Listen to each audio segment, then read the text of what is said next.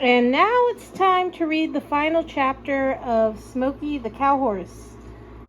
This is Amanda and Smoky with a nice book review. Are you trying to? This is an old book. You cannot sharpen your claw. You cannot sharpen your claws on a book that's almost 100 years old. Please. Anyways, we're here to give you a book review of Smoky the Cowhorse. Smoky was named, well, his name was already Smoky when I got him, but I named my cats after book characters. And the only one that I could find online was Smoky the Cowhorse. And the lady who gave it to me also recommended Smoky the Cowhorse. I think she'd seen the TV show. Or there's I think 3 movies that have been made based off this book. I named Smoky after Smoky the Cowhorse, but I hadn't actually read the book. I just knew it was a Western book and that I really like Western books. I've started reading them a lot lately. I also grew up with Hank the Cowdog books, and it has a similar title, so that made me happy. So anyways, Smoky doesn't have much to say about the book on account of he is a cat. He seemed to like listening to me read the book. I think that's more because he likes listening to a human talking to him for half an hour or so every day. But I would read him and my other cat, Little Dorrit, and my quail and any chickens that happen to be in the quail shed. I would read them a chapter of Smoky the Cowhorse a day. And this copy I got was like $30 on eBay. It's a nice old copy. It used to belong to a library. It's got, some staining on it, but it has all the pages, so that's nice. Anyways, so my first spoiler-free opinions on this book are that it's a good book. You should read it. You should know that there are some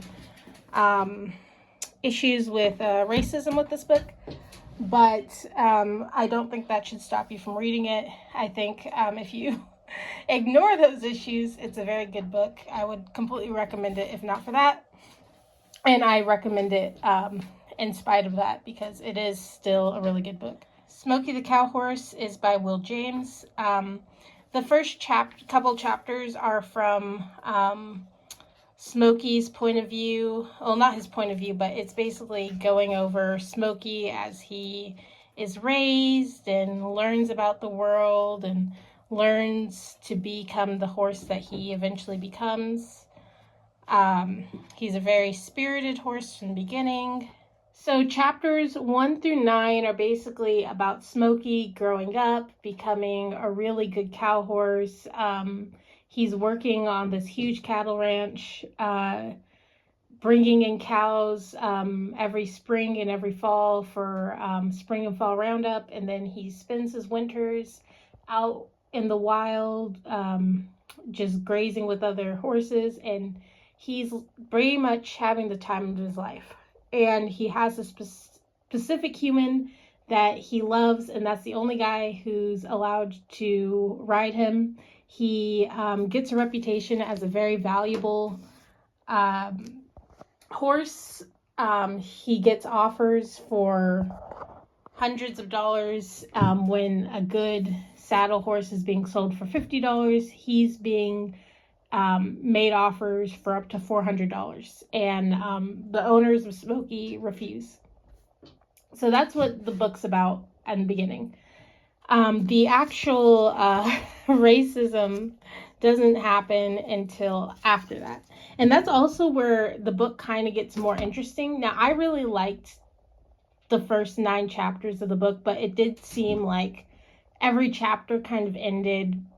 There was no real cliffhangers. If there was a important moment that happened, it was pretty much resolved within the chapter. That kind of ends when Smoky gets stolen with a band of other horses, and he has a brother whose name I think is pronounced Pecos. Him and his brother and 15 other horses are all stolen, and there are 2 people in this book like, there's lots of people who neglect Smoky kind of unintentionally or intentionally. There's a lot of people who misuse him, not really knowing what they're doing. But there's only two people in the book that specifically abuse Smoky, like intentionally are hurting him. And both of those characters are not white, and they're both spoken of in very racist ways. There's not a single white person in the book that mistreats him that I know of. Or not, there's not a single one that abuses him, because there's only two characters that abuse him. So of the two concerning characters, this is how the first one is introduced or described. All of him, from the toe of his gunny sack covered boots to the dark face which showed under the wore out black hat, pointed out as the man being a half-breed Mexican and other blood that's darker, and noticing the cheap, wore-out saddle, the ragged saddle blanket on a horse that should have had some chance to feed instead of being tied up, showed that he was a half-breed from the bad side, not caring and with no pride. And this character is from then on referred to only as the breed. The breed had built it for his purpose, and then sometimes he's fully listed out as the half-breed.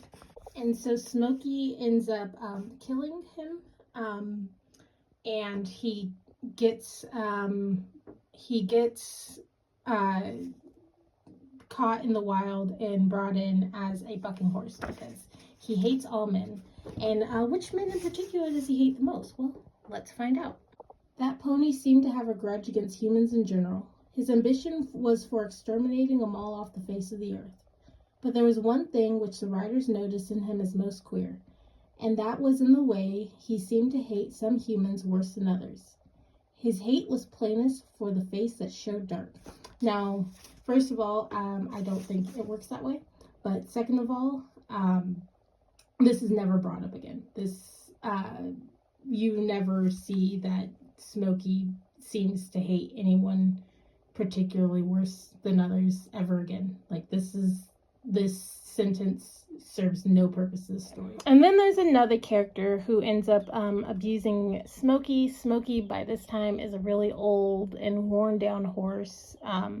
He has been overridden, not treated properly, and now he's basically a walking skeleton that's being forced to pull. He's being forced to pull a wagon for this character who only feeds him rotting straw or moldy rotting straw. He doesn't feed him hay. And he basically,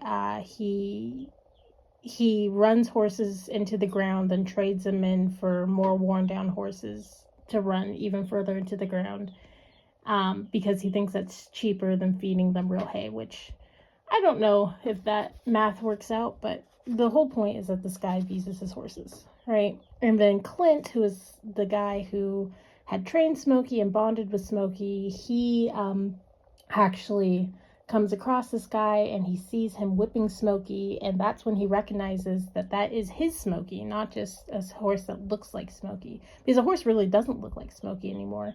He's, skin and bones at this point, and Smoky was always a really well filled out horse. And so Clint, when he sees the guy about to whip Smoky, he basically steps in and starts whipping the guy, and he's going to kill the guy. And up to this point, I had no indication of what race this guy was. I didn't even think about what race he might be, but it soon becomes apparent that he's not white, at least. Because the sheriff gets called because this guy is beating somebody with a whip in the middle of the street. And the sheriff says, "Say, cowboy," he says, "don't scatter that hombre's remains too much. You know we got to keep record of what that kind of same as if it was a white man. And I don't want to be looking all over the streets to find out who he was." So, yeah. That was very irritating to read, because at this point, they weren't really mentioning the last guy too much. So it's like, all right, the racism in the book is over. And then this comes up, and I'm like, okay. So every bad character in this book is not white. And you're going to talk about them in the most disrespectful way, and you're going to get away with it because they're bad characters. So who cares what you say about them, right? So if you're asking yourself, okay, well, why would I still recommend the book after that? It's because I really like old books. And I am completely used to this. This book was written almost 100 years ago. I'm not excusing it, but it was a lot more common to be outright racist. And if I didn't appreciate books just because of that, there'd be a lot of really good books that I would be not enjoying. Speaking of, I have like, I can't remember if there's anything in either of these two books, but I know for sure in, what's it called? I know for sure in Oliver Twist, there's some racism in the Charles Dickens book. This book, Blackface, is actually not about racism. It's about a sheep with a black face. Yeah, it's just, and then my favorite author, not my favorite author, but she wrote my favorite book is, oh, here she is, Elizabeth Gaskell. And I love North and South is my favorite book. But she also wrote Wives and Daughters. Oh, hey, look, there's North and South. I really need to organize this. She also wrote Wives and Daughters. Wives and Daughters has some racism in it. And it's never like the center of the book or anything. It's just like you're enjoying this really nice book. And then randomly there's a drop of racism. I'm not going to let that ruin the whole book for me. If the book was written like in 2024, yeah, I probably would be like, you know, I don't recommend this book. But the book is so old. And like the book itself, like Smoky the Cowhorse, I think some people will find the first couple chapters, the first 10 chapters, especially, some people might not like the pacing of it or the way that it's told from Smoky's, or it's showing Smoky's kind of life.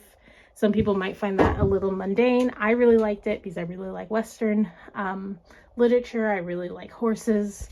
I thought it was really funny and really sweet, but I have seen criticism of this book because of that specifically. And then the pacing is a little inconsistent, but I think it's not inconsistent in a bad way. I think it's kind of like Smoky. Smoky, sometimes he's sprinting, sometimes he's just grazing along. That's how this book is. I do think that the last couple chapters, although racism filled, are a lot more action packed. I think people would enjoy reading those more than the first part of the book. I do like that Smoky does not die in this book. So that's a big spoiler, but if you made it this far, you've already got a lot of spoilers. Yeah, so Smoky does not die in the book. I love that. And then the ending of the book, after the book made me cry, it made me laugh. It's a very emotional book, especially the last couple chapters. I think for all the emotions we've been put through on this book, I wish the ending had been a little more substantial when we finally get to see Smoky be happy again. But I think after all that we've been put through as a reader, we deserve better. But whatever, it's fine. Real quick, another criticism is that we never find out what happens to Pecos and those other horses that disappeared. That just never gets brought up. I'd love to have known what happened. I'd love to see more about what happened to the ranch after all those horses was stolen. Was that a huge hit to the ranch or not? We only really find out what happens to Smoky. We never find out what happens to his brother. We never find out what happened to his horse friends or horse mom. I would love to have gotten closure on some characters that seem to have been introduced for not very much purpose. But at the end of the day, I mean, it is a book about Smoky. I mean, I'm glad we got to find out what happened to Smoky. So the next book that we'll read will be Ramona the Brave, because I used to have a cat named Ramona the Brave, and unfortunately she died.